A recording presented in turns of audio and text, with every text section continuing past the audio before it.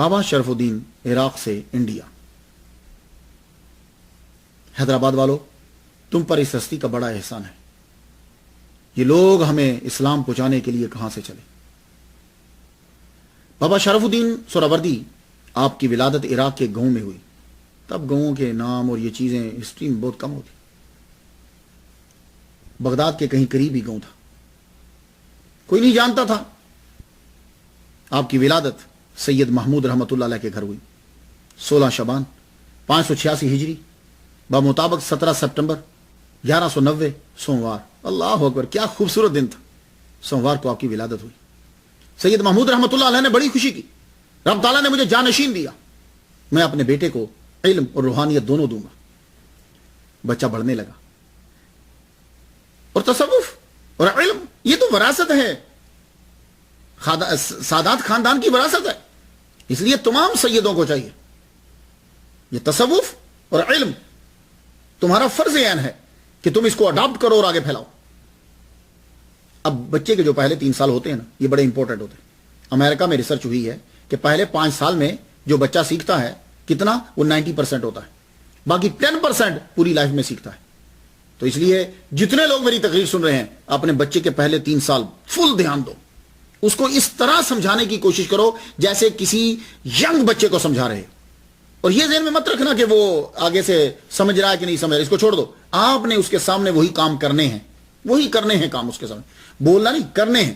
وہ آپ کو واچ کر رہا ہے اور دیکھتا جا رہا ہے۔ اب سید محمود رحمۃ اللہ علیہ نے ایسا ماحول پیدا کیا، تہجد ہے، نماز ہے، قرآن ہے، نماز پڑھا ہے۔ بچہ 3 سال کے اندر، بابا شرف الدین رحمۃ اللہ علیہ 3 سال ابتدائی جو ٹاپ کے ہیں، جو امپورٹنٹ ہیں، اپنے باپ کو دیکھ رہے ہیں، اپنی ماما کو دیکھ رہے ہیں۔ آپ نے وہی لفظ، وہی اصطلاحات، وہ چیزیں سیکھ لی، کیونکہ مسلسل گھر کے اندر بولی جا رہی۔ یہ میری بات وہی سمجھے گا جس کا بیٹا ہے، جس کے گھر بچہ ہے 2-3 سال کا، دوسرے کو سمجھ ابھی نہیں آئے گی۔ اب وہ بڑھنے لگے، نماز، وظائف، قرآن، ابتدائی تعلیم آپ نے اپنے ابا سے ہی حاصل کر لی، ماں سے حاصل کر لی۔ جب جو ہی بولنے کے قابل ہوئے، ابتدائی تعلیم، اور فارسی اور عربی زبان تو گھر کے اندر چل رہی۔ پھر آپ نے جب بچہ سمجھ بوجھ کے قابل ہوا، قرآن پڑھانا شروع کر دیا۔ سب سے پہلے قرآن مجید حفظ کروائے۔ قرآن مجید جب حفظ کر لیا بابا شرف الدین رحمۃ اللہ علیہ نے، ابتدائی کتب پڑھا دی۔ 10 سال آپ کی عمر ہو گئی۔ 10 سال تک باپ نے اپنی نگرانی میں رکھا۔ اس کے بعد ایک دن پھر آپ کے بابا سید محمود رحمۃ اللہ علیہ اٹھے، چل بیٹے چل میرے ساتھ۔ آپ اپنے بیٹے کو لے کر کہاں گئے جانتے ہو؟ اس دور کے اندر دریا کے کنارے کے اوپر ایک زبردست خانقاہ تھی۔ اس کو چلانے والا کون تھا؟ شہاب الدین عمر سہروردی رحمۃ اللہ علیہ اس خانقاہ کو چلانے۔ یہ دریا کے کنارے کے اوپر تھی۔ ویسے تو بغداد کے اندر مدرسہ نظامیہ بھی تھا، عبد الرحمن ابن جوزی رحمۃ اللہ علیہ جس کے پرنسپل تھے۔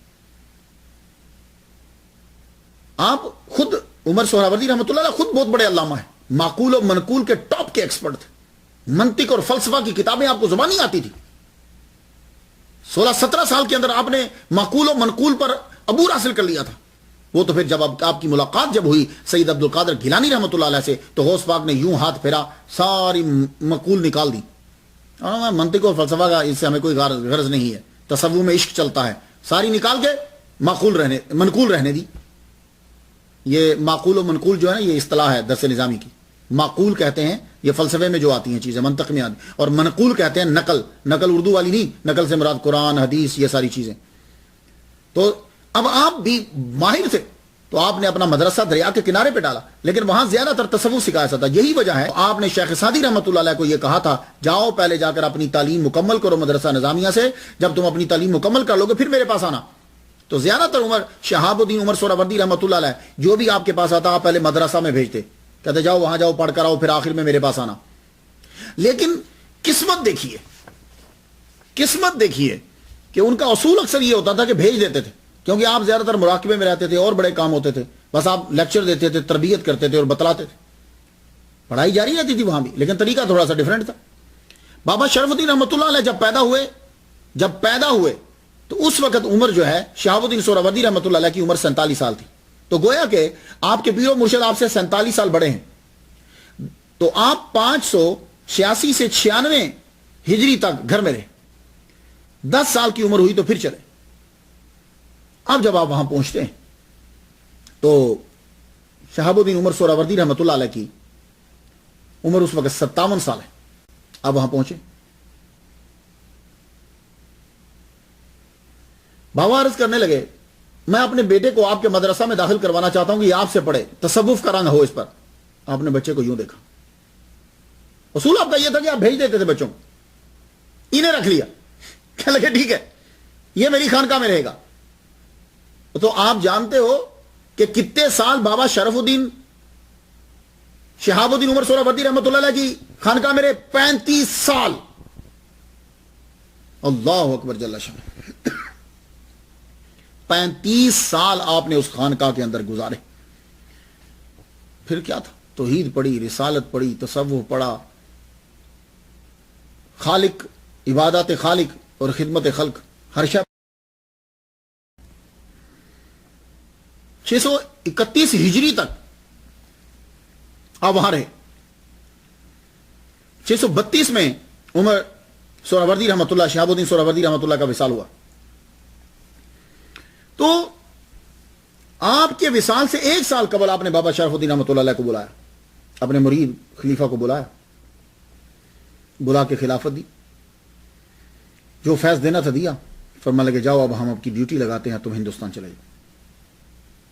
تو وصال سے 1 سال قبل بابا شرف الدین رحمۃ اللہ علیہ ہندوستان کی جانب روانہ ہوئے.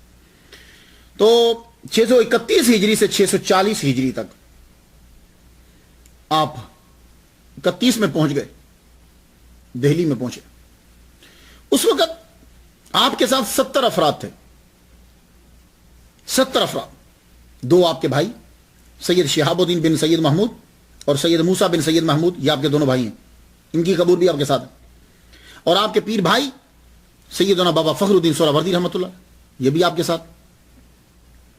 تو دہلی میں اس وقت حکومت سلطان شمس الدین التمش کی تھی. یہ التمش ہے, یہ ترکی زبان کا لفظ ہے, اس کا معنی ہوتا ہے ہراول دستہ.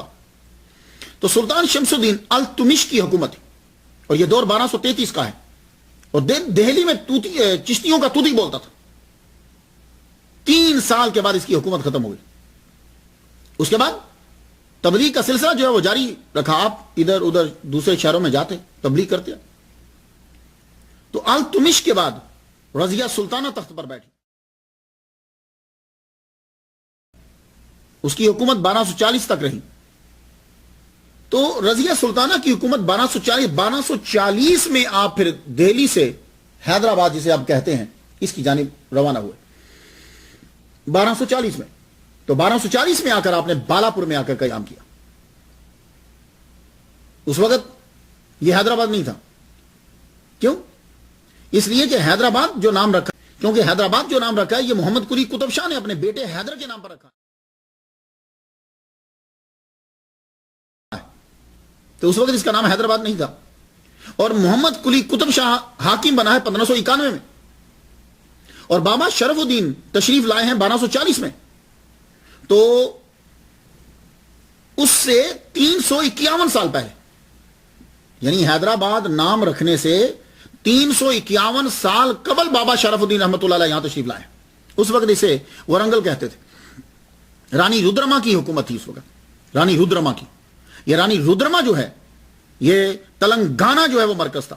تیلگو, تامل, یہ لوگ بڑا مانتے ہیں اس کو, رانی رودرما کو. اس سے اندازہ کر لیجئے کہ یہاں کا ماحول کیا ہوگا کہ رانی رودرما کی حکومت ہے اور بڑی پاورفل اس کی حکومت ہے. تلنگانہ. اب آپ نے آ کر جگہ ڈھونڈی. ولیوں کا بھی انداز جدا ہے. لوگ آسان نوکری ڈھونڈتے ہیں, یہ سب سے مشکل نوکری ڈھونڈتے ہیں.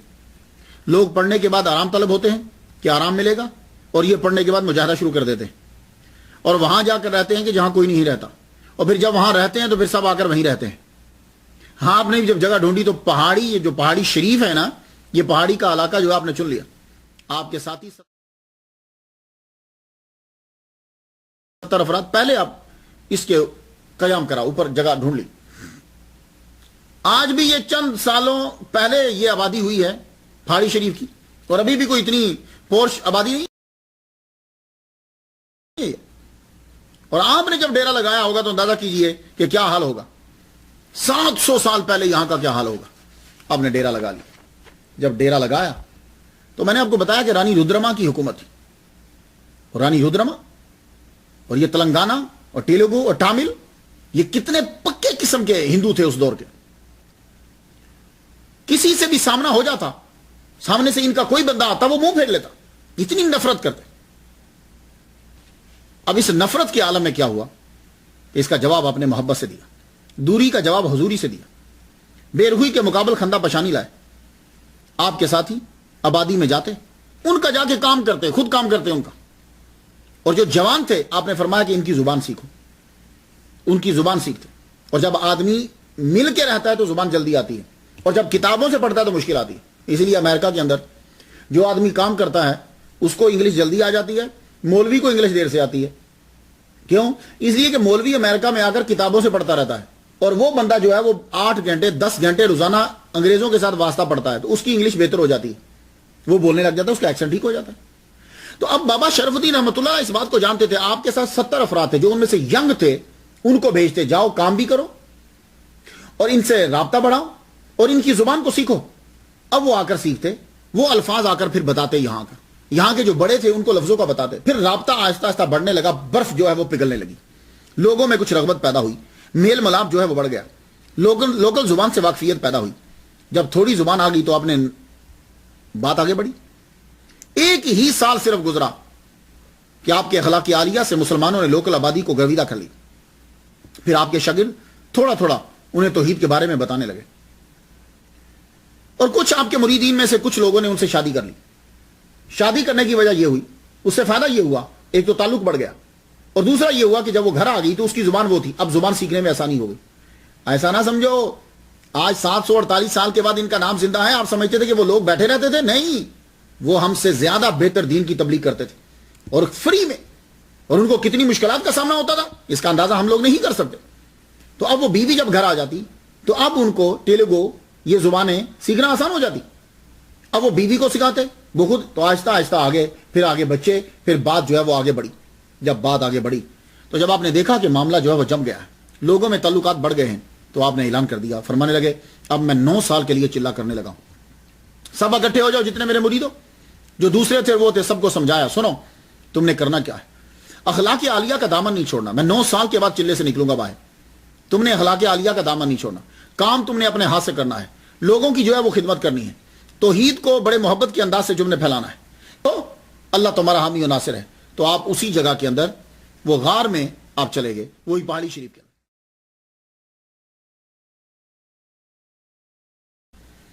9 سال کے بعد آپ جب تشریف لائے تو چاروں طرف آپ کا چرچا ہو چکا تھا. وہ پہاڑی شریف جو ہے وہ مرکز بن چکا تھا، اور آپ کی خانقاہ بھی تھی اور مدرسہ بھی تھی. اب جب آپ باہر آئے تو اب یہ خانقاہ بھی بنی، مدرسہ بھی بنی، عبادت گاہ بھی بنی، جو آتا جو چاہتا وہ پاتا.